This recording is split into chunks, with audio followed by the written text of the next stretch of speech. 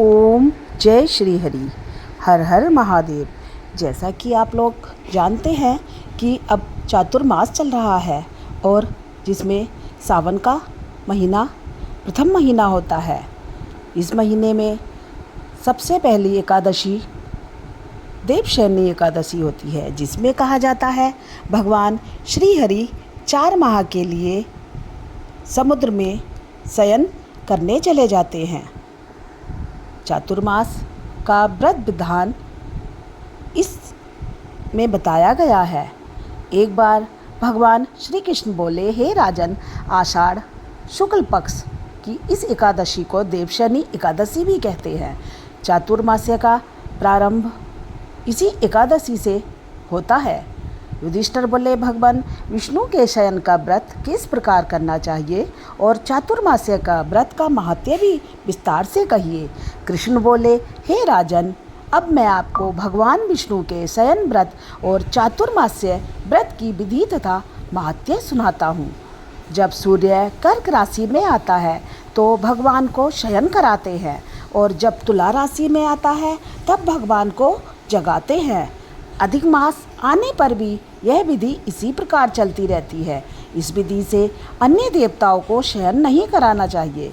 आषाढ़ मास के शुक्ल पक्ष की एकादशी का विधिवत व्रत करना चाहिए। उस दिन विष्णु भगवान की मूर्ति बनाकर चातुर्मास्य व्रत के नियम का संकल्प करना चाहिए। भगवान की मूर्ति को पीताम्बर पहनाकर सुंदर श्वेत सैया पर शयन कराना चाहिए। धूप दीप नैवेद्य आदि से भगवान का पूजन करना चाहिए। पंचामृत से भगवान को स्नान कराना चाहिए। इस प्रकार विष्णु भगवान की स्तुति करके शुद्ध मनोभाव से व्रत के नियमों को ग्रहण करना चाहिए। इसके बाद चातुर्मास व्रत आरंभ करना चाहिए। इस व्रत के पुण्य फल के प्रभाव से व्रती त्रिदेव पूजन का फल प्राप्त करता है। विष्णु भगवान के व्रत को ग्रहण करने के 5 काल वर्णन किए गए हैं। देवशयनी एकादशी से लेकर देदीप्यमान एकादशी तक चातुर्मास्य व्रत को करना चाहिए। एकादशी, द्वादशी, पूर्णमासी, अष्टमी और कर्क की संक्रांति से यह व्रत आरंभ किया जाता है। देव उठान एकादशी के दूसरे दिन द्वादशी को व्रत पूर्ण होता है। इस व्रत को करने से समस्त पाप नष्ट हो जाते हैं। जो मनुष्य प्रतिवर्ष इस व्रत को करते हैं वे सूर्य जैसे देदीप्यमान विमान पर बैठकर स्वर्गलोक को जाते हैं। इस व्रत में गुरु तथा शुक्र की बाल वृद्धावस्था वर्जित नहीं है। यदि सूर्य धनु राशि के अंश में भी आ गया तो यह तिथि पूर्ण समझी जाती है। वह सब पापों से छूट जाते हैं। बिना संक्रांति का मास देवता और पितृ कर्मों में वर्जित है। अब आप इसके दान का अलग अलग फल सुने। जो मनुष्य प्रतिदिन मंदिर की स्वच्छता में अपनी सेवाएं देते हैं वे उत्तम कुल के अधिकारी होते हैं। जो मनुष्य चातुर्मास में भगवान को पंचामृत से स्नान कराते हैं वे वैभवशाली होकर सुख भोगते हैं। जो मनुष्य ब्राह्मणों को भूमि, स्वर्ण आदि दान देते हैं और जो विष्णु भगवान की सोने की प्रतिमा बनाकर धूप दीप नैवेद्य और पुष्प आदि से भगवान का पूजन करते हैं वह अंत में स्वर्गलोक में जाकर अक्षय सुख भोगते हैं।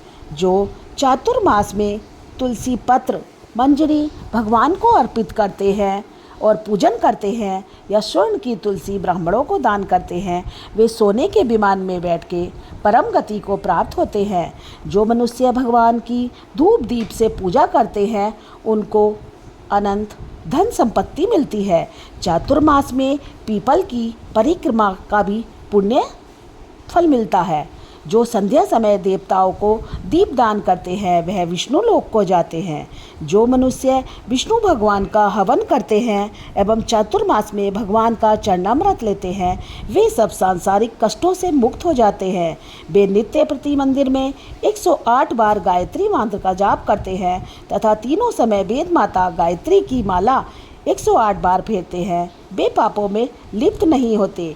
जो पुराण व धर्मशास्त्र को पढ़ते या सुनते हैं एवं वस्त्र ब्राह्मणों को दान करते हैं वे दानी धनी, ज्ञानी और कीर्तिमान होते हैं। जो मनुष्य विष्णु या शिव का स्मरण करते हैं, उनकी मूर्ति दान करते हैं, वह पापों से रहित होकर धनवान गुणवान हो जाते हैं। जो सूर्य भगवान को अर्घ्य देते हैं तथा व्रत की समाप्ति पर लाल वस्त्र और गोदान करते हैं, वह आरोग्यता, पूर्ण आयु तथा कीर्ति, धन और बल पाते हैं।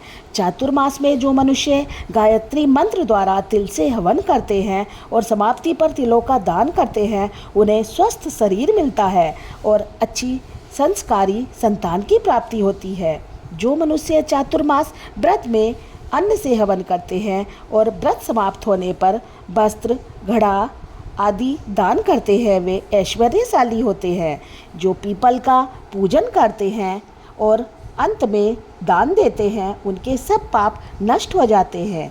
जो मनुष्य तुलसी जी को धारण करते हैं तथा अंत में भगवान विष्णु की निर्मित ब्राह्मणों को दान करते हैं, वे विष्णु लोक को जाते हैं। जो मनुष्य चातुर्मास व्रत में भगवान के शयन के उपरांत उनके मस्तक पर नित्य प्रति दूर्वा चढ़ाते हैं और अंत में दान करते हैं तथा जो दान करते हैं इस प्रकार स्तुति करती है कि हे दुर्वे, तुम जिस भांति इस पृथ्वी पर शाखाओं सहित फैली हो, उसी प्रकार मुझे भी अजर अमर संतान दो। ऐसा करने वाले मनुष्य के पाप छूट जाते हैं।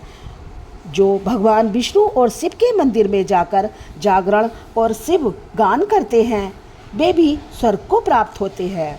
इन दिनों में शिव भगवान की भी पूजा का बहुत फल मिलता है, क्योंकि इन दिनों में भगवान श्री हरि अपना कार्यभार भगवान शिव को सौंप कर जाते हैं। अतः शिव भगवान की आराधना करनी चाहिए। चातुर्मास व्रत में उत्तम ध्वनि वाला घंटा दान करना चाहिए।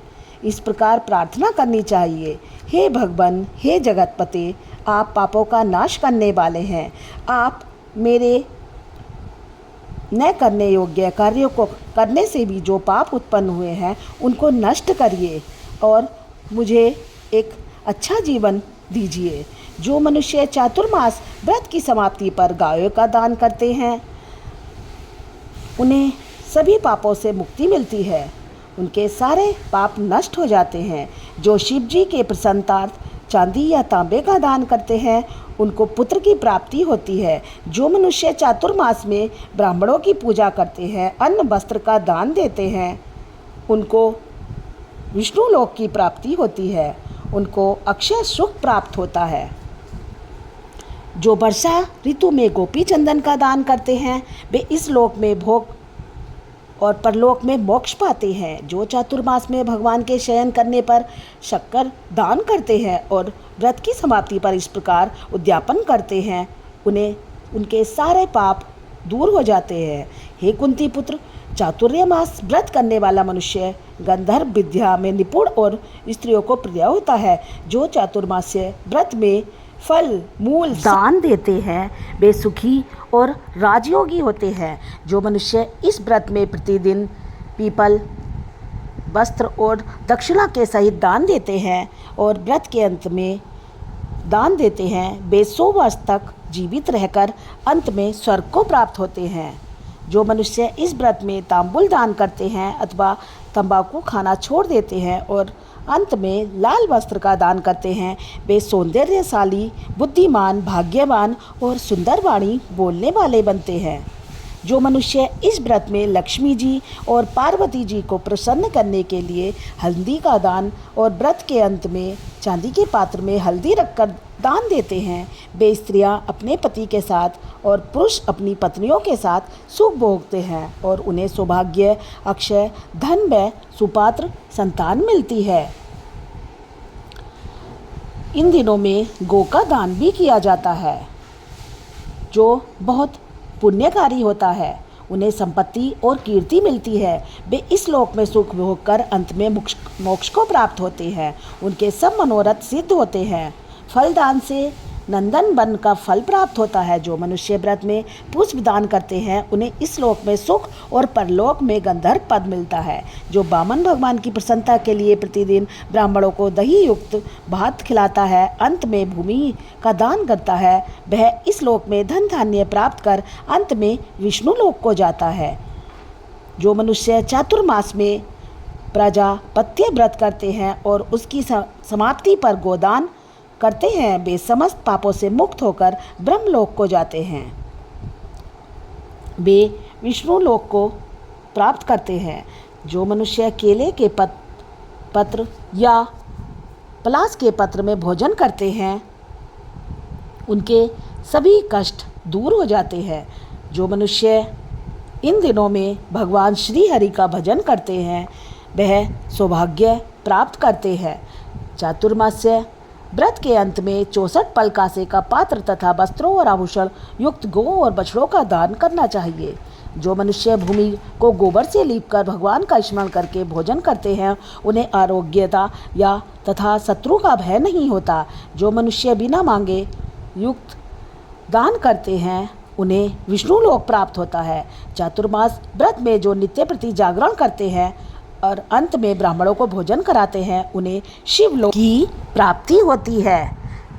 जो लोग चातुर्मास व्रत में नित्य प्रति जागरण करते हैं तथा अंत में ब्राह्मणों को भोजन कराते हैं, उनके सभी पाप नष्ट हो जाते हैं। जो एक समय भोजन करते हैं और अंत में भूखे को भोजन कराते हैं, भक्तिपूर्वक भगवान का पूजन करते हैं, भगवान के शयन करने पर भूमि पर सोते हैं, उन्हें यशस्वी और लक्ष्मीमान होते हैं। जो इस व्रत में सहपरिवार चावल या जौ का भोजन करते हैं तथा तेल नहीं लगाते, उनके सारे कष्ट श्री हरि और भगवान शिव हर लेते हैं। वे सब शिवलोक में जाकर कीर्ति प्राप्त करते हैं। जो मनुष्य गेहूं का त्याग करते हैं और व्रत के अंत में इंद्रियों का दमन करते हैं, उन्हें अश्वमेध यज्ञ का फल प्राप्त होता है। जो मनुष्य श्रावण में अपनी पसंद की चीज़ों का त्याग करते हैं, उन्हें भगवान शिव की कृपा दृष्टि प्राप्त होती है। वे निरोग व स्वस्थ रहते हैं। जो स्नान करके भगवान की पूजा करते हैं, वह स्वर्ग को जाते हैं। वे ब्रह्मलोक को प्राप्त होते हैं तथा उनका वंश प्रलय काल तक चलता रहता है। जिस दिन भगवान उठते हैं, उस दिन ब्राह्मणों को दान तथा भोजन कराना चाहिए। यह सब दान वेद पाठी धार्मिक ब्राह्मणों को दान देने चाहिए। चातुर्मास्य व्रत के दिन भगवान विष्णु का विधि पूर्वक पूजन करके 4 मास के लिए निर्धारित शयन विधि पूर्ण की जाती है। इस व्रत में चाहिए कि सेवक को एक ही समय भोजन किया जाए या फिर फलाहार लिया जाए और इस प्रकार चातुर्मास्य का व्रत पूर्ण करके अंत में भगवान श्री हरि और शिव की कृपा मिल जाती है। जय श्री हरि। ओम नमः शिवाय। हर हर महादेव।